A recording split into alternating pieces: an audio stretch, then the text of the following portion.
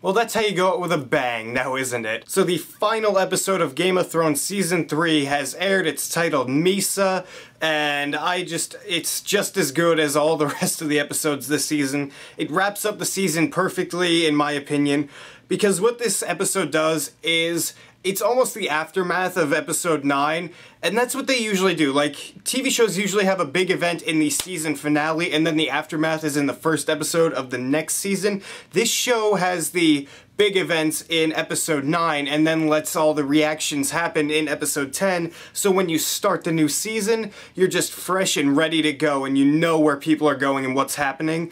And that's what I love, because this episode just, to me, did that perfectly. So much different stuff happened. You saw so many different people. I get the feeling I'm not going to cover every single person, but I'm going to start where we left off last week in the twins, and yeah, that happened. They put Greywin's head on Robb's body. That was a pretty disturbing sight, even though I was kinda happy they included it. And I don't read the books or anything, I just kinda knew that happened in the books.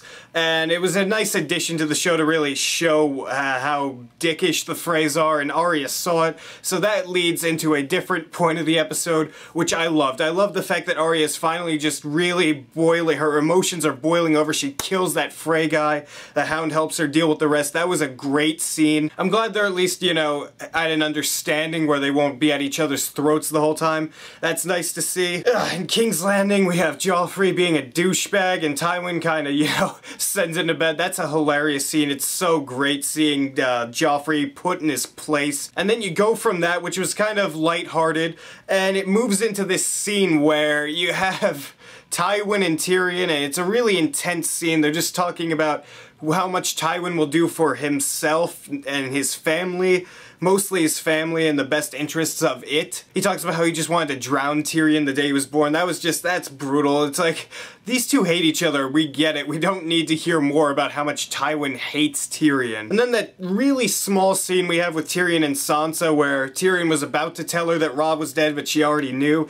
That was sad, because, again, Sansa is not the type of person who I ever expect to really just, you know, get hardened and really do something, just, you know, play the game. Well, she kind of knows how to play the game, but she's just a character I feel bad for, because she's just in this situation that she doesn't want to be in. She's a little girl stuck in this big world, and it's just an awful world to be in. And there was that cool meetup with Sam and Bran and all those groups put together. Sam gives them the dragon glass, which I guess he had more of, and that's why he dropped the one he killed the White Walker with. And he sends them past and through the wall, so Bran is now beyond the wall. I'm really interested to see where that goes next season. I really want to see what Bran has to do to be able to stop all these White Walkers, because apparently he can stop it. And Sam finally makes it to the wall, and as does Jon Snow. And that scene with Jon and Ygritte, it was just heartbreaking to me. It was just really sad. It was one of the saddest moments in the series, because he has to go to the Night's Watch, because that's who he is. He is a part of the Night's Watch.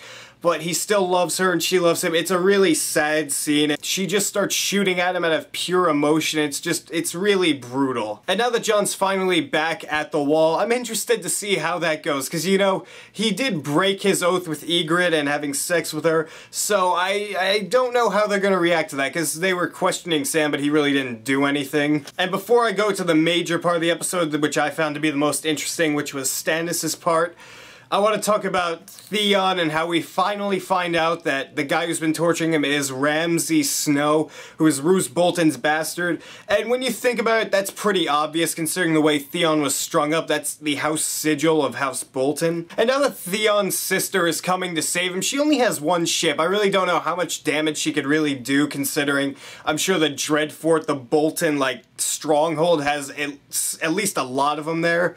That's not a number, but I'm sure there's a ton of Boltons there. And Daenerys, we have a scene with her in Yunkai. All the slaves come out, and they start chanting Mhysa at her, which means mother.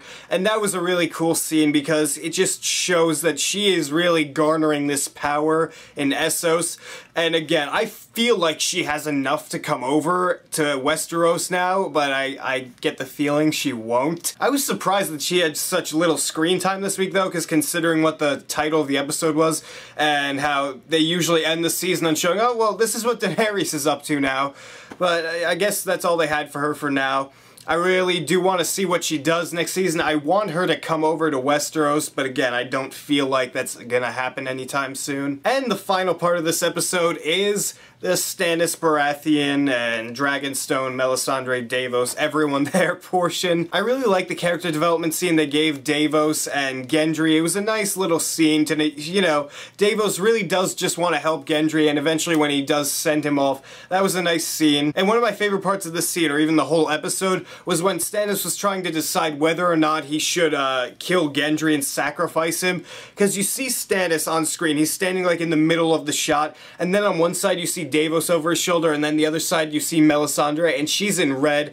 Davos is almost white. It's such a great symbolism shot of how both of them are influencing him. It's just, it was such a great thing. I'm glad I was able to catch that. And now Stannis is heading towards the wall. I can't wait to see that next season. I really want to see him just bring his army there, help out the Night's Watch, crush the White Walkers, and even Mance Rayder's army if he ever decides to, you know, march south.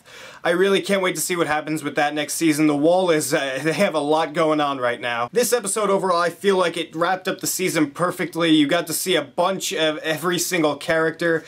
You even saw Jaime and Cersei for a second, but they just show them and cut away, so that's probably why I didn't talk about it, because there was nothing there for me to talk about. Jaime's back. I'm gonna give this episode an A+, and for the season overall, season 3, I'm also going to give an A+, because some of the episodes that stand on their own are A- or just A's, but as the season just pulls together and wraps into one giant, like, 10-hour movie, it's perfect, and I loved it. I can't wait for season 4, and we're like 9 or 10 months away now. I don't know how I'm gonna last. I have to find more shows.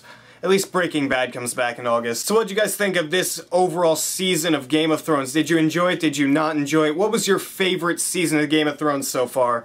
Mine, I don't know. I would probably say this season, because of just all the different character arcs that you have and all the different storylines you followed. I felt it balanced them all perfectly, so that's why. Rate beautiful comments down there and tell me what you think. And if you like this video, hit that subscribe button down there, because if you don't, I'll hold a wedding for you, and it might be red.